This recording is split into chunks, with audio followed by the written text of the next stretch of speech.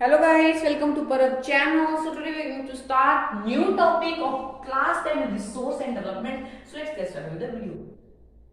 पिछली वीडियो हमने क्या पढ़ा? पिछली वीडियो में हमने पढ़ा कि कैसे सॉइल प्रोफाइल को ऐसे डिवाइड किया गया है, कितनी सबसे पहले कौन सी थी, टॉप सॉइल थी, फिर सब सॉइल थी, फिर सबस्ट्रेटम था और वेटेड और अनवेटेड रॉक के बारे में भी पढ़ा था। फिर हमने होरिजन ए, होरिजन बी, होरिजन सी और होरिजन डी के बारे में भी पूरे इस तरीके से कॉम्प्रिहेंसिव वे में लर्न किया था। आज की वीडियो किस पे है? आज की वीडियो है हमारी क्लासिफिकेशन ऑफ सॉइल।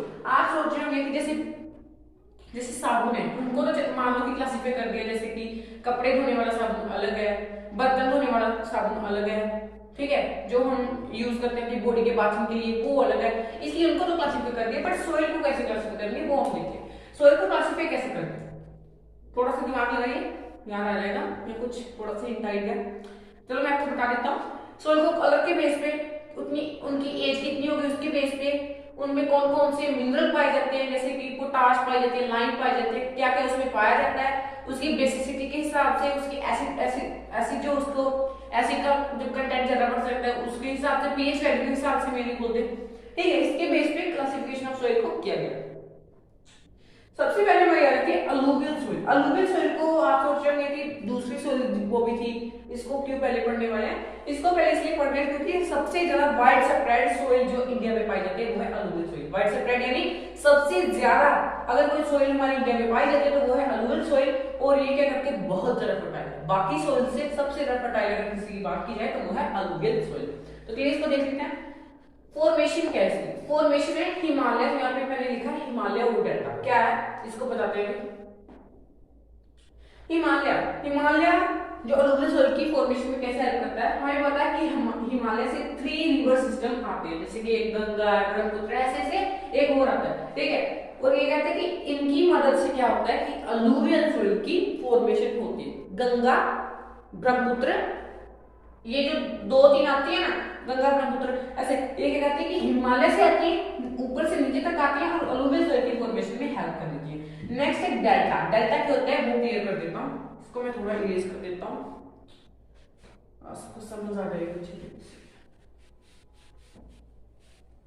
डेल्टा की बात करेंगे, ये देखते हैं इसकी फॉर्मेशन में कैसे हेल्प करता है। मान लो कि ये इंडिया का सदर्न प्लेन ऐसा ही कुछ है, ठीक है, ऐसा मान लो, ठीक है। अब क्या है, यहां से ये इंडिया का सदर्न प्लेन है, यहाँ पे भी अलुवियल सॉइल पाई जाती है। वो कैसे? क्योंकि यहाँ पे रिवर्स आती है। कैसे? जैसे मान लो एक ही नदी आ रही है, या गंगा मान लो या ब्रह्मपुत्र मान लो, ठीक है। कई बार क्या होता है कि जब ये जाते जाते इसके बीच में एक छोटा सा लैंड मास आ जाता है, छोटा सा किनारा बोल लो, कुछ भी बोल लो, कुछ लैंड मास आता है, लैंड आ जाती है, जगह आ जाती है। इसके कारण क्या होता है कि इसको 2 में डिवाइड होना पड़ता है। ऐसे 2 में डिवाइड हो जाती है, और फिर से चाहे ये एक हो जाए या दोनों में डिवाइड है, उसको हम कहते हैं डेल्टा। ये जो ट्रायंगुलर शेप जो फॉर्म हुआ है इसको हम बोलते हैं डेल्टा, ठीक है। जब रिवर्स यहाँ से आती है, यहाँ पे कई बार लैंड मास होता है बीच में, ऐसे ट्रायंगुलर शेप का बन जाता है, जिसके कारण रिवर को 2 में डिवाइड होना पड़ता है, उसको हम बोलते हैं डेल्टा, ठीक है। यहाँ आप बोलते हैं डेल्टा के कारण रिवर के ऐसे अलुवियल सॉइल की क्या फॉर्मेशन हो जाएगी। जब रिवर आती है तो उसमें बहुत सारे पार्टिकल्स होते हैं, क्ले के, इसके होते हैं particles of clay, sand, silk, वो सभी यहाँ पे इकट्ठा हो जाते हैं और यहाँ पे क्या हो जाता है अलुवियल सॉइल की फॉर्मेशन हो जाती है। यहाँ पे बहुत ज्यादा क्या हो जाता है फर्टाइल रीजन जो यहाँ पे क्रिएट हो जाता है। Formation clear? नेक्स्ट देखिए,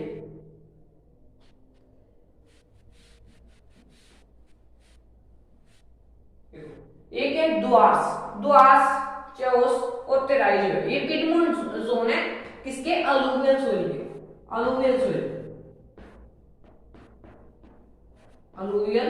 सॉइल इसकी पिटमोन जोन है। पिटमोन जोन क्या होते हैं कि जैसे कोई मान लो कि ये माउंटेन है, उसके नीचे वाले हिस्से होते हैं उनको हम बोलते हैं पिटमोन, ठीक है। ये दुआस जो है, चोस और तेराई जो है, ये अलग अलग रीजन्स में पाए जाते हैं, ठीक है। वो कौन से वो भी आपको बता देते हैं। ये पाए जाते हैं असम में, ठीक है, ये असम में पाए जाते हैं। ये पाए जाते हैं पंजाब में,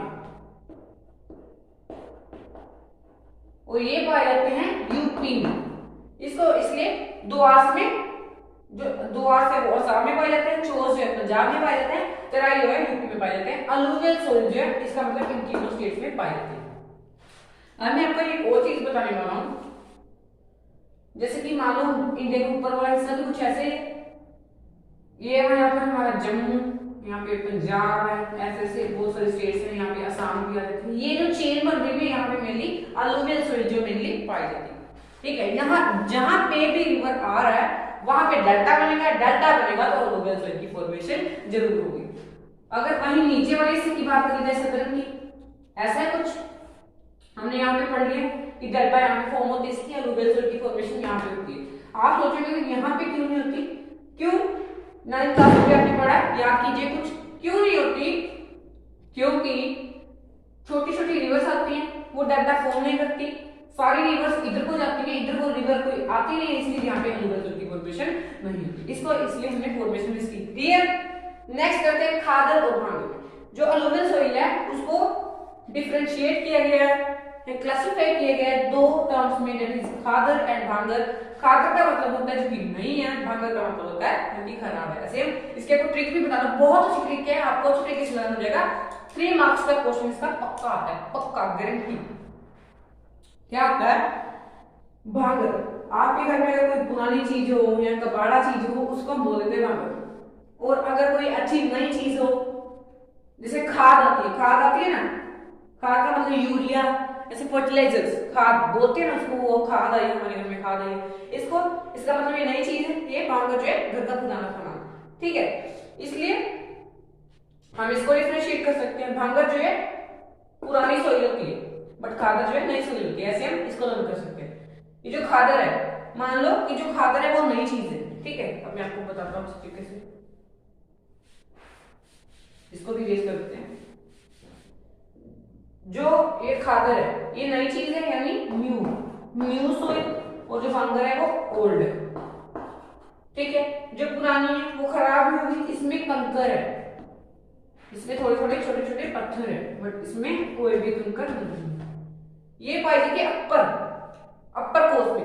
अगर कोई बहुत ज्यादा अमीर हो तो उसको ऊपर वाला प्रायोरिटी देते हैं, इसलिए इसको अपर बोल देते हैं। ये अपर कोर्स में पाई जाती है और ये लोअर कोर्स में पाई जाती है, इसलिए मैं आपको 3 मार्क्स का डिफरेंशिएट भी डन। नेक्स्ट लास्ट वाला है, बहुत ज्यादा सिंपल है, आपको अच्छी तरीके से एक झटके में लर्न हो जाएगा। ये तो बहुत ज्यादा सिंपल है, मैंने आपको करवा दिया, एक बार फिर से देख लो। खादर नई चीज, खाद न्यू, उसमें कंकर नहीं पाए जाते, अपर कोर्स में पाई जाती है, यानी इसको प्रायोरिटी दी गई है। भांगर घर का पुराना सामान, उसमें कंकर पाए जाते हैं, ऐसे कुछ भी फेंक देते हैं और ये इसको प्रायोरिटी नहीं दी जाती। नेक्स्ट है हमारा कंटेंट की बात की गई, उसमें कौन कौन से मिनरल्स पाए जाते हैं, ऐसे सब कुछ हम अभी देखने वाले। खादर जो कंटेंट है इसमें पाया जाता है पोटाश, फॉस्फोरस, जो भी दुनिया भर की चीजें है ना, सभी अलग-अलग में पाई जाती है, जो कि इसको क्या बनाती है, फर्टाइल बनाती है। वीडियो को लास्ट तक जरूर देखना, लास्ट में आपको एक फैक्ट बताने वाला हूं जो कि आपने शायद ही ना सुना, ठीक है। कंटेंट इसका क्या है, इसमें पोटाश पाया जाता है, फॉस्फोरस पाया जाता है, लाइम पाया जाता है, मैग्नीशियम पाया जाता है, कैल्शियम पाया जाता है, कुछ भी जो मर्जी लिख दो इसके आपको नंबर मिल जाएंगे।